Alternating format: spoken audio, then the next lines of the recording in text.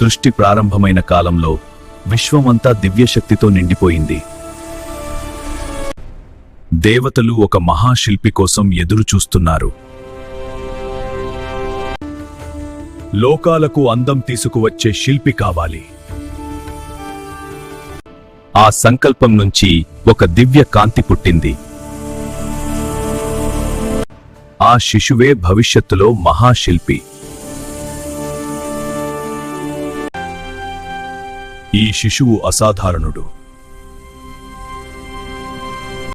దేవతలు ఆనందంతో పుష్పవర్షం కురిపించారు. నీ పేరు విశ్వకర్మ. కాలం గడిచింది. వృషకర్మ పెరిగాడు. ఈ రాయి అందంగా మారుతుంది. ఈ రాయి అందం మారుతుంది. రాయి కూడా కళగా మారుతోంది. అతని ప్రతిభ అందరినీ ఆశ్చర్యపరిచింది. ఈ బాలుడు గొప్పవాడవుతాడు. ప్రకృతినే గురువుగా చేసుకుని అతను నేర్చుకున్నాడు.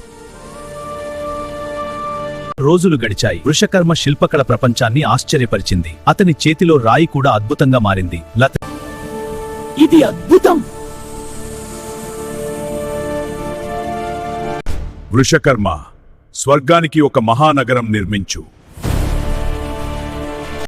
ప్రభు, మీ ఆజ్ఞను పాటిస్తాను. వృషకర్మ తన మహానిర్మాణాన్ని ప్రారంభించాడు. స్వర్గనగరం రూపం తీసుకుంటోంది. ప్రతిరోజూ ఆ నగరం మరింత అందంగా మారింది.